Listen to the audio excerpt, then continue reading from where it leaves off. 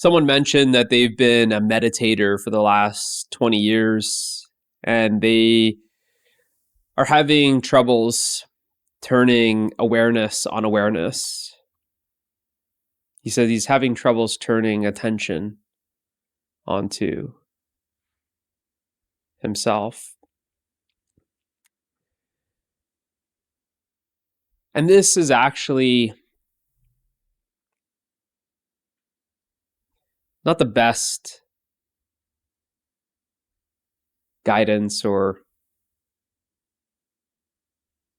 direction or instruction. It helps because we're so used to saying we're giving attention to this, we're giving attention to that. And when we say, well, you got to turn around, turn within, it helps someone who's used to going out. It helps someone who's used to looking outward at objective experience, phenomenal experience. So this instruction of turning within, turning attention around, typically gets someone into meditation, deep contemplation, self-inquiry. It gets someone from that stage of the journey who's always going outward to now turn around. Don't go outward, go inward. Turn within. But then if we are meditating and we're looking for this method of turning attention onto its source, turning awareness on awareness,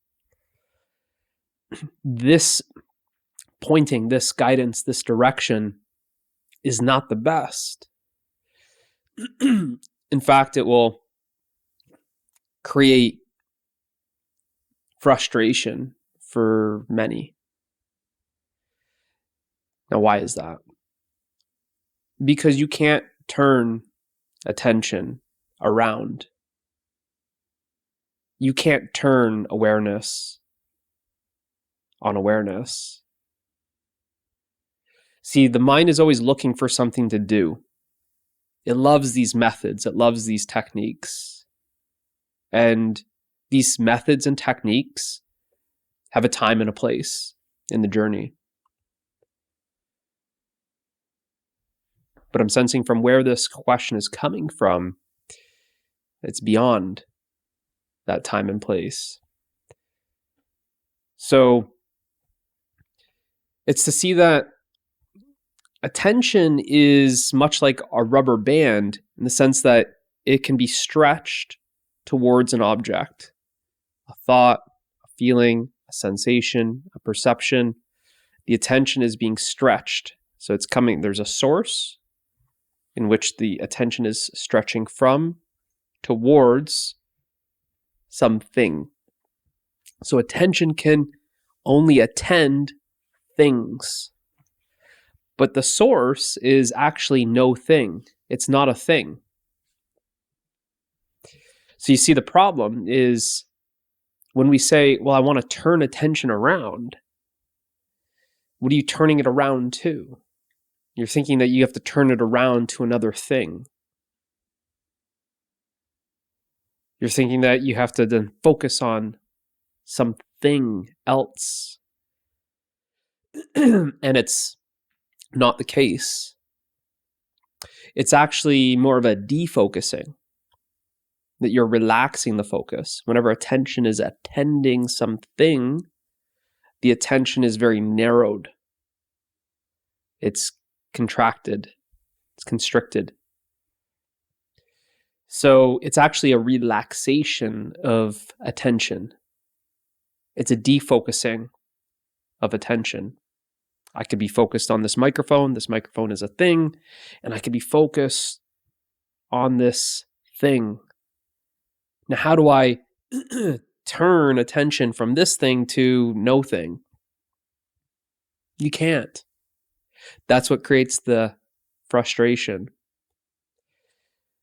For the attention to return from thing to no thing, it's simply a relaxation of the attention. You can't turn this thing around. It's not like a car where you're turning it around. Let's turn around. Now the mind's saying, well, how do I do that? It's looking for like an exit. Just get off the highway and turn around, right? Just throw this thing in reverse and then back up and then turn the wheels, It's looking for something to do.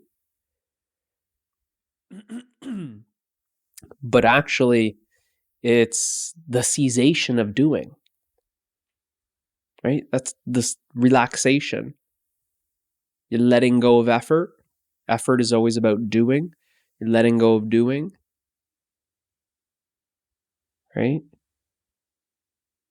So the attention relaxes back to rest. Rest is the source. Rest is you. Rest is what this attention, which is an activity, has come from. The attention leaves rest and attends objects. And it's this attention that's mixed with the objects, and these objects such as thoughts and feelings, sensations, perceptions. This is the phenomenal activity that we call life. Objectively, what we call life. Phenomenally. It's the happening. But prior to this, nothing, no thing is happening. It's not a happening, and it's non-phenomenal. I think the word is noumenal. It's no thing, and it's noumenal.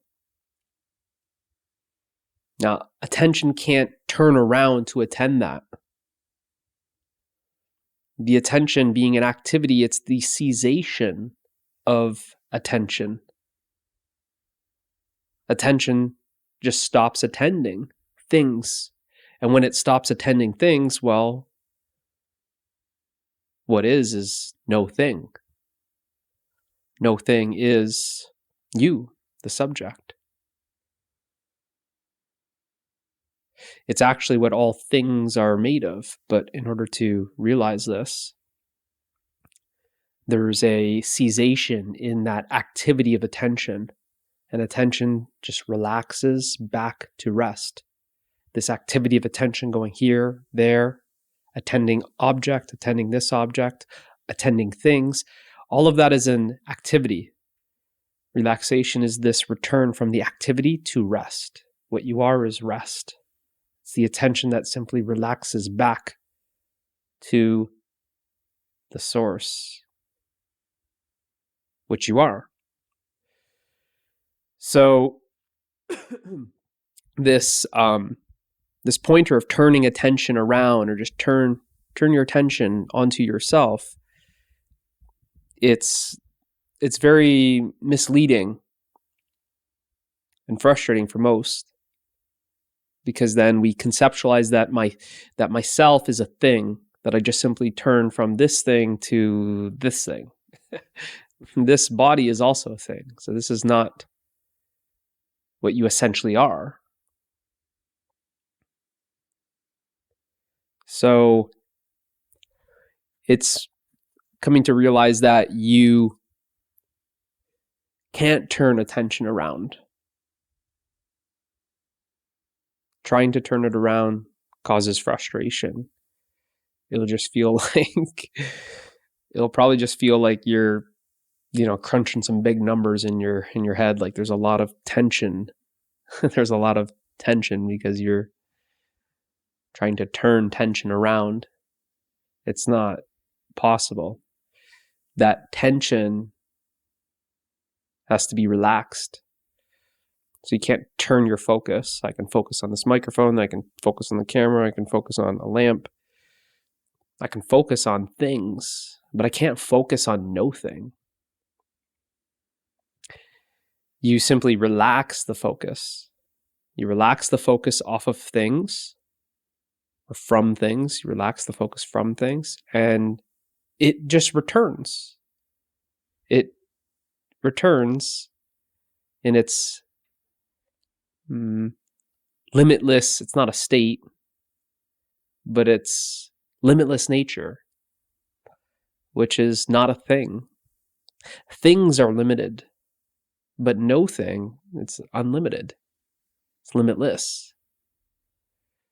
So attention simply relaxes, which is another way of saying it lets go of its limitations and returns to its limitless nature, which is awareness.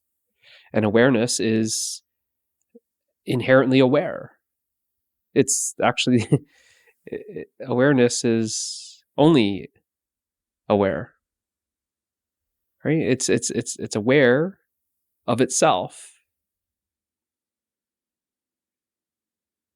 So now that it's not aware of things, aware of phenomena, it's simply aware of itself. So it's a relaxation. It's a defocusing. It's not like trying to turn it around, where you're trying to turn it around with a method or a technique. You're not trying to turn it around with effort. It's all of that actually needs to be stopped. So it's just relaxing. So instead of talking about it, let's do it, which is not a doing. But if you just simply sit, for most, might help if you are with your eyes closed. Whatever you prefer, really. Whether your eyes are closed or open, might help though if they're closed. Less things to be distracted, less things to focus on. Closing your eyes, you're not really seeing too many things unless you start imagining things, unless you start thinking about things. So have it your way, either closed or open with your eyes, and just simply relax, where you're not focused on anything specifically. Let everything be as it is.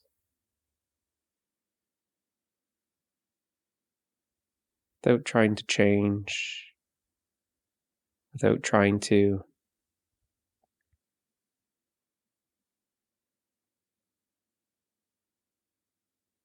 exclude or remove, without trying to comment, and just allow the attention to simply include everything. It's not going to one thing in particular.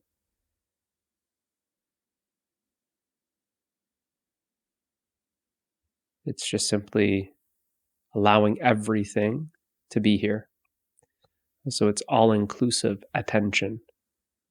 The attention is not excluding anything. And just simply let the attention be all-inclusive. Allow the attention to be undifferentiated. Just allow the attention to be wide open. Not by any effort, but by relaxing.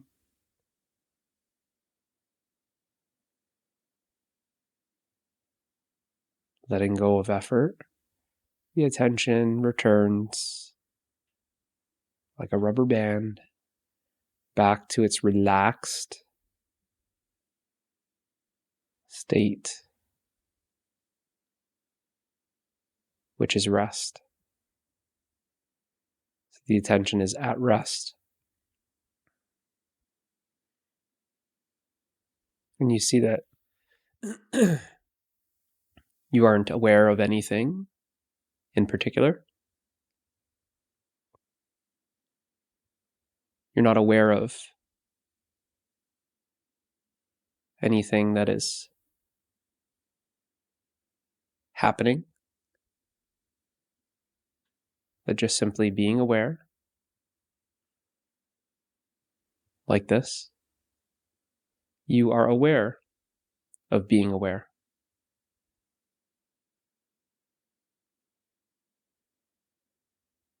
Now the awareness of awareness is not a thing.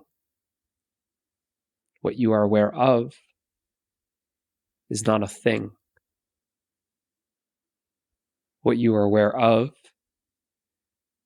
is not a phenomena. It's not something that's happening. It just is. It's not something that's coming and going. It's not something that's appearing or disappearing. It has no shape or size. It has no boundary or border. It has no texture or color.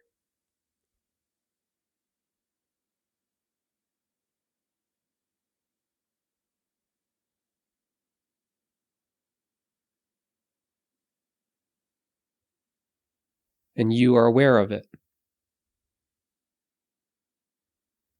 But notice how you are not aware of something. You are aware of no thing. And you are this no thing. You aren't something that is aware of no thing.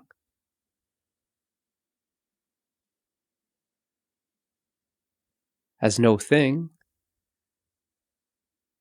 there are no others, there are no things. As no thing, there's nothing that's separate from you. As that which is shapeless, formless, boundless, borderless, there is no separation. What you are aware of is yourself. It's undeniable that you are aware. It's not something else that's aware. It is you that's aware. You are aware of yourself as no thing.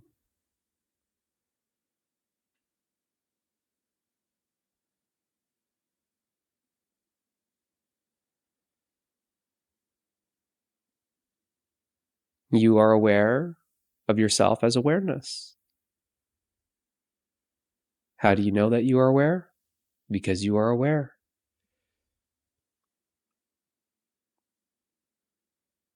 This is self-knowledge.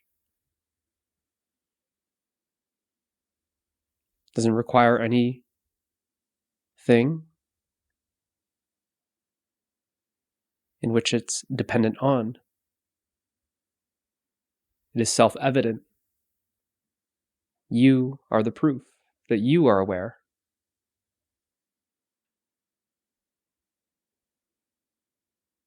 It is nothing to be believed in because it is your direct experience. It is you experiencing itself. You are the experiencing that is experiencing yourself right now.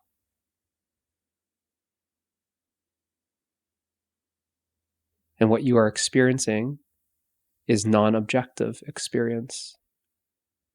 It is a subjective experience. It is the only subjective experience because there is only one subject. It is a non-phenomenal experience. This is awareness of awareness. This is you experiencing yourself. Now notice how the experience of yourself does not consist of someone that is suffering. Notice how there is no one that is suffering. Notice how there is no one that is unhappy. Notice that there is no one with problems. Notice how there is no one that is separate. Notice how there is no one that is in conflict with anything else. And notice how there is no one that is imprisoned or in bondage. This is you. Since there are no things, we can't use any positive terms to describe yourself, because what you are experiencing is actually the absence of suffering. Let's call that happiness. You're experiencing the absence of separation. Let's call that love. You are experiencing the absence of conflict. Let's call that peace. And you are experiencing the absence of limitations. Let's call that freedom. So if you want positive terms to describe yourself, it would be happiness, love, peace, and freedom.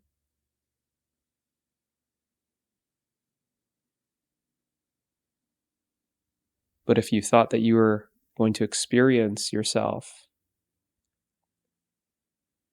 as no thing and find something like happiness, something like love, something like peace, something like freedom, then you would be mistaken.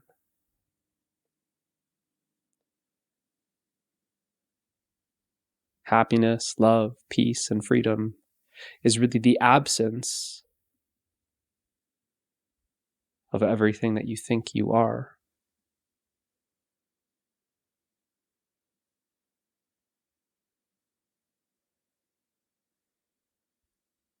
And since this, what you are, does not depend on anything,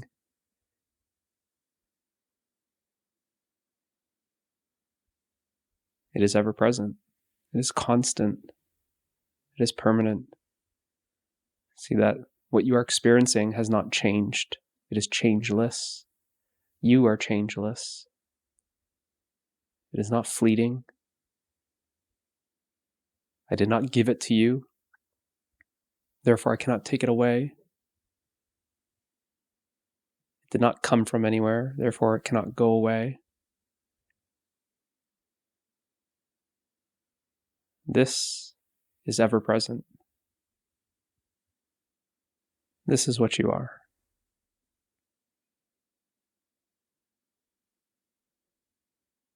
This has no start. This has no end. What you are is eternal.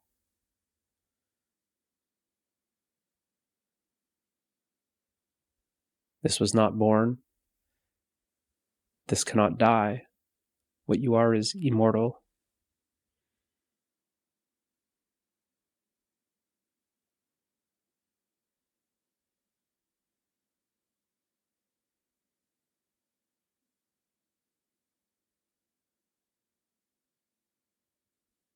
Underneath everything that you think you are, this is.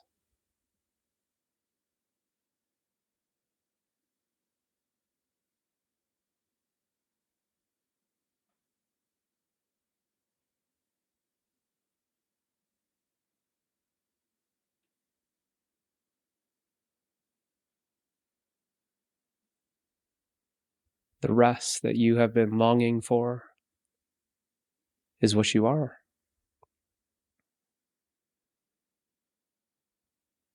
Who you think you are is an activity. This activity has been longing to come to a rest.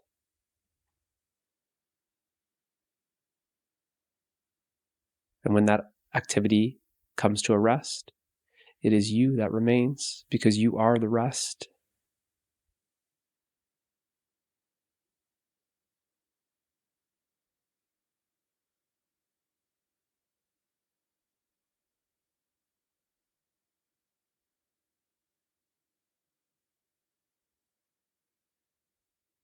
The activity starts, the activity ends, but this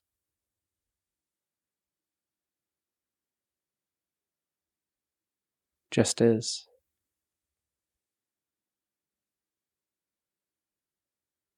The activity was born, the activity dies, and this, that which you are, just is.